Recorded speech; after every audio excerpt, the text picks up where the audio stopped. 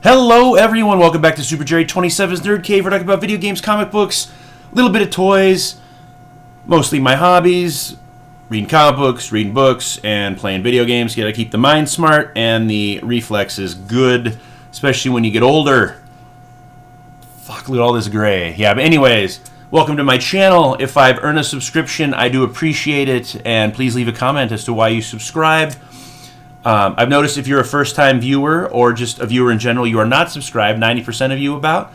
So if you could give me that subscription, I would love it.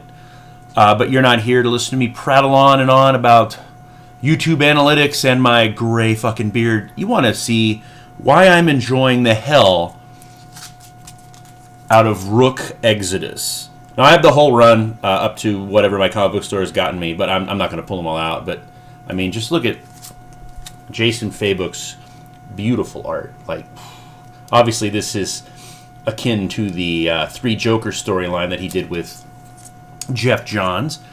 But Rook Exodus is one of the Ghost Machine imprints, but it's not the Unnamed or the Family part or even Hyde Street. This stands alone in its own universe, and it's amazing.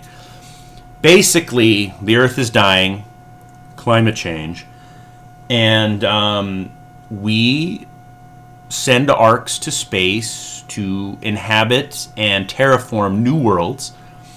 And the world that this gentleman is on, Rook, is the terraforming didn't hold. So everyone has left except some of these. Oh my god, I can't remember what they're called. I'm just gonna call them hunters, but I don't think that's the right thing. But because they have these masks, he can control birds. This lady can control wolves. Her name's Direwolf. And it's really interesting. And there's a bad guy who killed a bunch of these people just to acquire their mask. And he's turned a bunch of them against each other for the mask. Because if you get a certain number of masks, you can power something up. That's my understanding. But it's just neat, man. Like, I don't know, it's so inventive. The masks give them special powers, too. There's one dude who's a turtle, and he is like 120 years old because that's how old turtles live. And you're just seeing new animals that they're controlling, and they're fighting. Like, the last issue I read was a big epic battle at the turtle dude's base, and it kind of left it a cliffhanger, but a little hint. I'm not going to say what the hint is. I need to see what I've read so I can read it. But, I don't know, Jeff Johns, Ghost Machine, and crew have really got some good comic books out. I mean, Jeff Johns, Jason Fabok, Brad Anderson, and Rob Lee are all doing a great job on Exodus. Obviously, Jeff Johns is the author, Jason Fabok the artist. I want to say I'm pretty sure Brad Anderson is the colorist, and Rob Lee should be the letterer. But, my goodness, this is some good shit. There are trade paperbacks out. There's not a hardcover out yet, and you might be able to get current floppies at your local comic book store, but I would definitely suggest picking up Rook Exodus. The art is amazing, the story is compelling, and it's just a book that we need to keep on the shelves by buying it.